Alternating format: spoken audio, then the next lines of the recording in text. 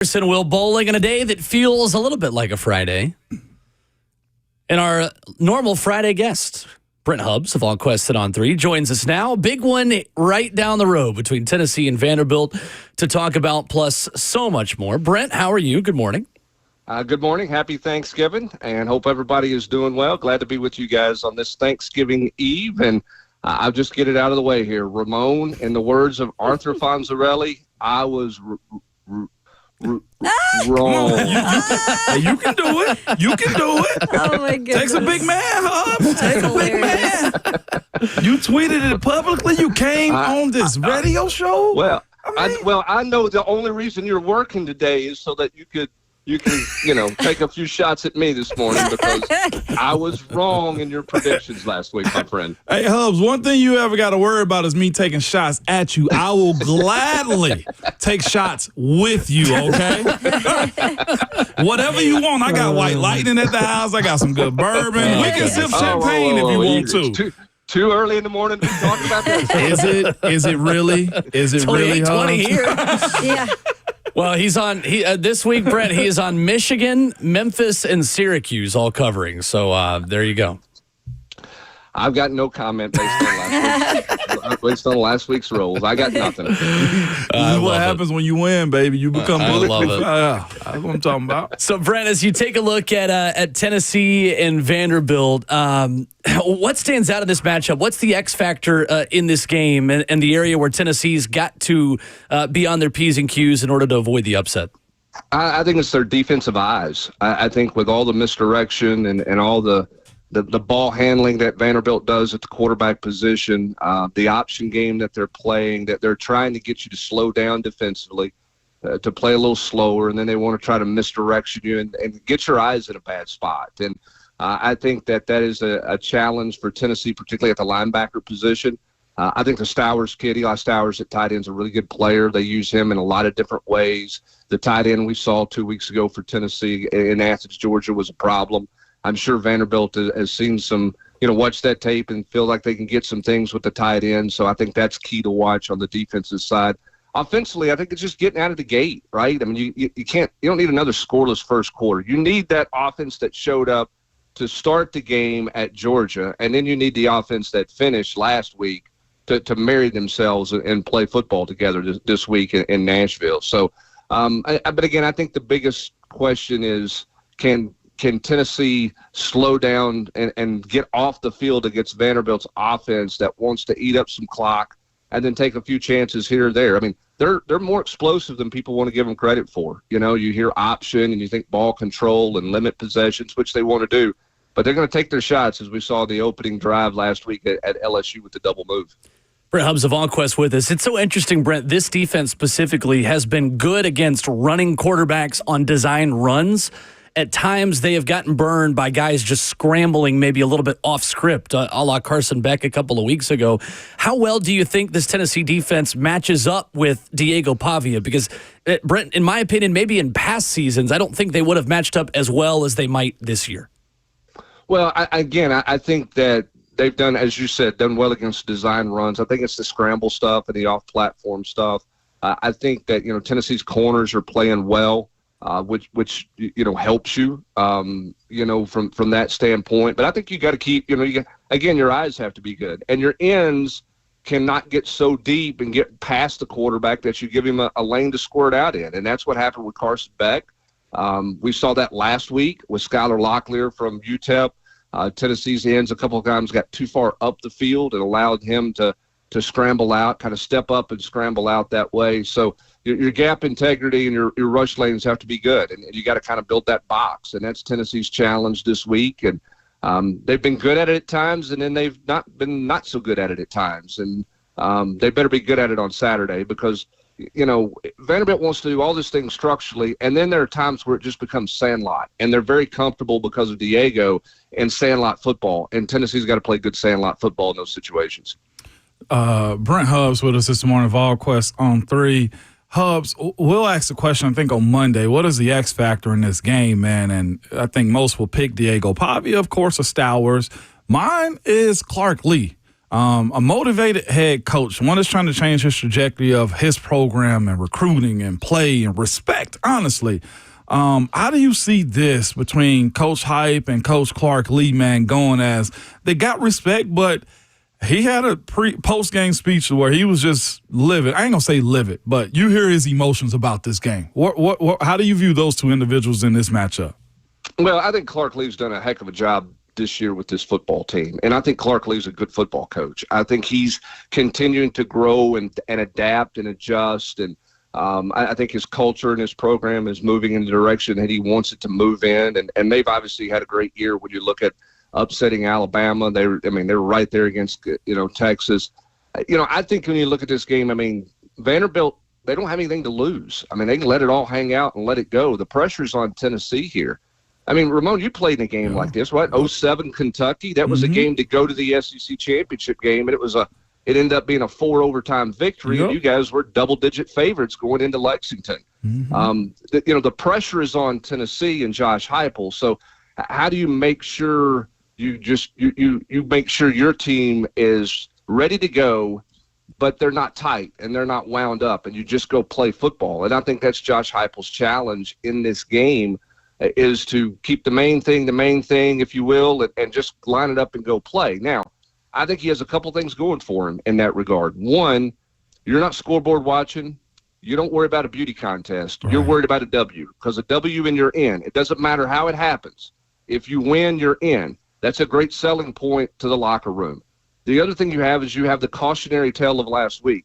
Guys, if you don't show up on the road in this league, what's going to happen to you? You better be ready to go mentally and with intensity from the get-go, because you're going to get Vanderbilt's best. Clark Lee's made that clear. This is going to be a Vanderbilt team that'll be emotional. They'll be ready to play. Tennessee's got to match intensity right out of the gate. And if you're Tennessee and you can't get ready and you don't have intensity, man, that's on you. I don't know what else you need from a motivation standpoint for this week, because everything is in front of you and you control it all. One thing that I know they have, man, is a guy that was snubbed, and that's Dylan Sampson. The way I look at it this week is show the world. As far as how good of a running back he is. If Nico's not on, if the protection isn't there, if they're tipping footballs in the air, Hubs, how important has Dylan Sampson been to this offense? And personally for you, drop the professional side if you could for a second, how does that make you feel about him being off this best running back list? Well, I think when you lead this league in rushing and you lead this league in carries and you've been as productive as he's been, I think that should get you on the list. Listen, the kid at Boise State deserves to be there. He's best. He's the best back. The kid at Iowa's had a great year. No offense to North Carolina, they haven't been very good. That kid's had a great year, but listen, they've turned to Dylan Sampson offensively and said, carry us. This is exactly what they did in the Oklahoma game, right? Finish it. Carry us to the finish line. He's been Tennessee's most valuable player. I think you can make a case that he's the most outstanding player or the most valuable player in the SEC this year. But I'm going to tell you, the individual awards yesterday had a rough day, okay, because you got Dylan Sampson being left off that list. I don't care what you think of Coach Prime. If Travis Hunter's not one of the 3 best defensive backs in the country, I don't know whatever phrase you want to say. I don't get that one. And then how does the quarterback at Miami not make the top 3 list of quarterbacks? I don't understand some of those things. But Dylan Sampson's not about awards. I can promise you this: there's a lot of people in the building that are more bothered by the snub than he is, and they'll be ready to play. Tennessee has run the football very effectively against Vanderbilt in the 3 games that Tennessee has played against them under Josh Heupel. This is a different Vanderbilt defense against the run. They're much improved against the run compared to where they were in 21 and 22 and even last year. Tennessee's been successful on the ground. They have to run the football effectively Saturday in the West End if Tennessee's going to get to the playoffs. Brent Hubbs of VolQuest joining us this Wednesday, moving up all of the times because of the Thanksgiving holiday. Brent, when it comes to special teams and how it can play a part in this game, I know that we had spoke with somebody who covers Vanderbilt, said, that's one thing that they've been impressed with on their side is special teams this year. Let's talk about Boo Carter, though, and the development that we've seen out of him and what a weapon he can be for this team. Well, I mean, I think Boo Carter's development is that, mentally he is showing some maturity and getting himself ready to play every game. He's not developed as a punt returner. You either make people miss or you don't. And this guy from day one has been able to make people miss, the first guy miss. Now, does he have to, call things out and make good decisions when the ball's coming his way? Yeah, but once the ball's in his hand, that's just God-given natural instincts. And you see what he can do. Vanderbilt's punter has been good this year. Their place kicker has been good. They've been a good special teams squad. But Boo Carter has been a difference for Tennessee. When you look at Tennessee offensively and the struggle for explosive plays, he's been the answer to that struggle the last 3 weeks because he's given Tennessee great field position, and he's directly responsible for 20 points in the last 3 football games. You would love to steal some yards with Boo Carter on Saturday. I think the kicking game will be important. Tennessee's been good in the kicking game. Vanderbilt's been really good and solid in the kicking game as well. That's a key element in this. Can Tennessee steal yards? Can they flip the field, win field position with Jackson Ross as a punter? He's got 19 punts inside the 20-yard line this year. Can you back them up? And will Josh Heupel continue to play the field position game and lean on his defense? Or does he look at this game and say, man, it's a limited possession game. Maybe I need to take a chance and go for it at midfield. To this point, he's kicked it. He's punted it more than he's gone for it in those situations. Will that continue on Saturday? Brent, I am curious to pick your brain a little bit on this. And we've seen so much success this season in particular when it comes to some of the transfers that they've been able to get in out of the portal. And the guy that comes to mind is Jamad McCoy, obviously. But is there a recipe, or is this kind of like what we could see in the future when it comes to finding those right fits, or is it a little bit of luck? Because it is interesting, like some teams have hit that and some teams have not, and you're seeing what those teams that didn't hit it, where they went. Yeah, I mean, I think it's all about, two things. One, you got to have some good fortune. And two, I think your locker room has to be strong that you welcome a new guy who comes in and is going to be a starter from day one. That's not the easiest thing to do as a 17 to 22-year-old. You got some guys who are, hey, I've waited my turn, and then you look up and, hey, they brought in another guy, and that guy's going to take the spot I thought I was going to get. So I think your locker room has to be good, and then I think you have to be fortunate in some regards in the transfer portal because you don't have a long window to find out exactly the mental makeup of all those things. I mean, you think about it. Jamad McCoy made a decision to come to Tennessee almost sight unseen, right? It happened really, really fast with McCoy. He came to campus, but literally he was on campus about 6-7 hours and made a decision to come to Tennessee. Why does Jamad McCoy work? He loves ball. He loves football. He was trying to play at a higher level of football. He wasn't chasing necessarily the next great deal out there. He's all about ball.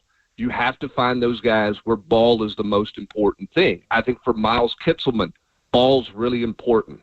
And now, he loves it because he's getting opportunities he didn't get at Alabama. But at the same time, too, he didn't know that was going to happen when he came to Tennessee. He wanted to play somewhere where he had a chance to play more, and he loves football. There's a ball element to this and a passion for the game that you're looking for out of these kids in the portal. Why are they going in the portal? You're trying to find that out. It's not easy because you have a short window to figure that out.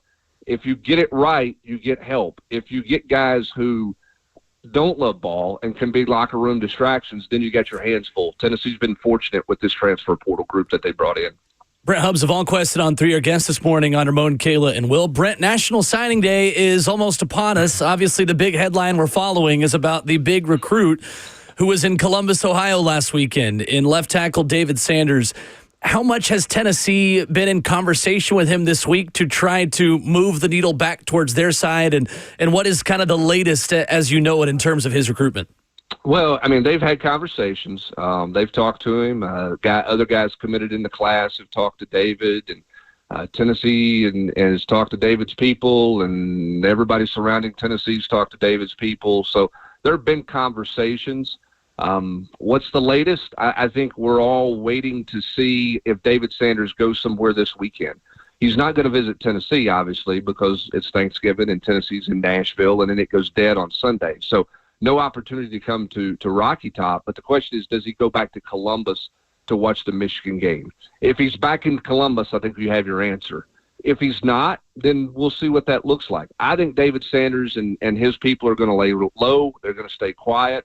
I don't think they're going to publicly do anything. I think they're just going to sign whenever they decide to sign on Wednesday. What is this all about?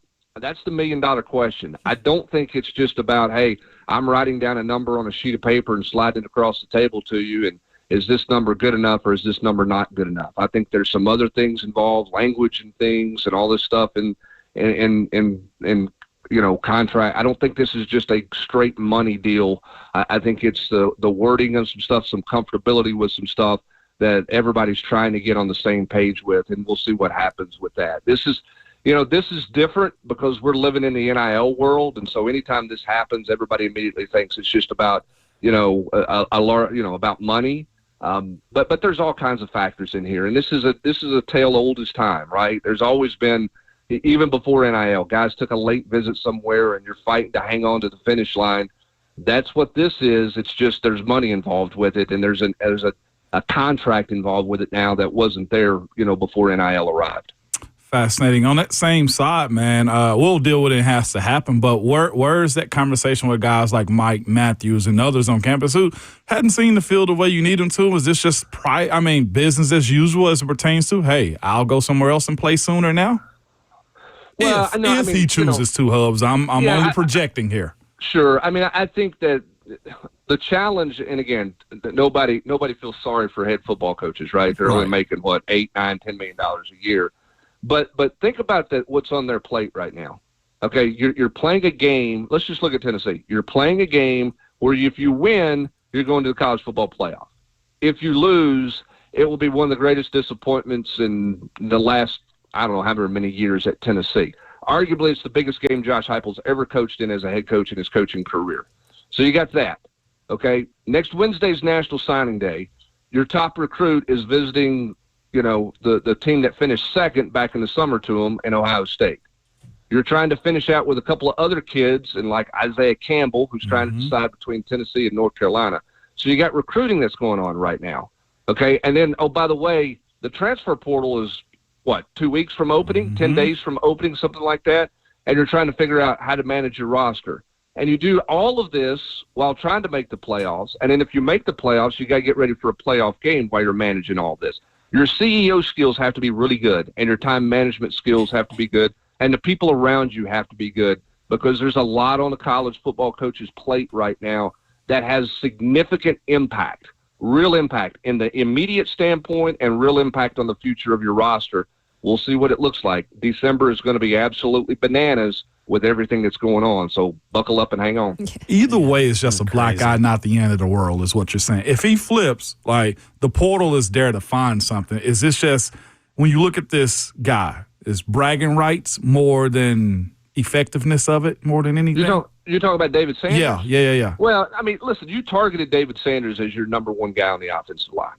You invested and you put everything into that and worked all your NILs and all those things. If you don't get him, it's not it's no big deal. He was your priority, okay? Now, you got to go, and if you lose him, you got to go to the portal, you got to get help, and you got to go, move forward that way. But, it was not good in Baton Rouge when Bryce Underwood flipped last week. Yeah. That's the reality of it. Here's something a former coach told me, and he said, listen, I'm all for players getting paid. They deserve it. They've deserved compensation for a long time. At the same time, too, if you're out there putting your roster together and you're trying to figure out what this thing looks like, you have to have people on your team that want to be at your school. At the end of the day, they got to want to play for you, and it can't just be about what the number looks like, okay? And so my question with David Sanders would be simple. What do you want to play football at? Because at the end of the day, if it's all even or close enough, it comes down to where your personal happiness is, because that's where you're going to be at your best, right? Ramon, if you're a free agent in the NFL, okay, and you've got a chance to stay in Pittsburgh, okay, or you've got a chance to go, I won't even pick one of the rivals in your division. Let's go outside your division. You got a chance to, let's say, come to Nashville and play. Yeah. Okay, now you're sitting here, what's more important to me? Okay, the number's pretty equal. Well, where are you going to go? You're going to go where you're going to be most happy. You're going to go where you got a real chance to win, and you're going to go to a place where you say, you know what, this is where I want to be for the next 3 or 4 years of my life. Now, the hard part is 17 to 18, 19-year-olds have a hard time knowing what that is, whether you're a college player or not, right? And so who's helping them sort through this? Let's look beyond whatever NIL says and look at, where do I want to be? Because at some point it's got to come down to, where do you want to be? Now, with the portal, the fact you can jump every year, maybe you don't have to do it. Maybe it's not as significant. But I think to be successful, you got to go to a place that you want to be at beyond whatever you're getting in your NIL deal. Brent Hubbs of VolQuest and On 3 joins us weekly here on Ramon, Kale, and Will. Brent, hope you have a happy Thanksgiving. Appreciate you, and enjoy the football this weekend. Sounds good, guys. Happy Thanksgiving. Everybody enjoy a great day with family tomorrow, and enjoy some good food, and then we'll see what happens with Tennessee and Nashville. Should be a lot of fun. I love it. Brent Hubbs too, Hubbs joins us here weekly on the show. There he is, talking Vols this morning.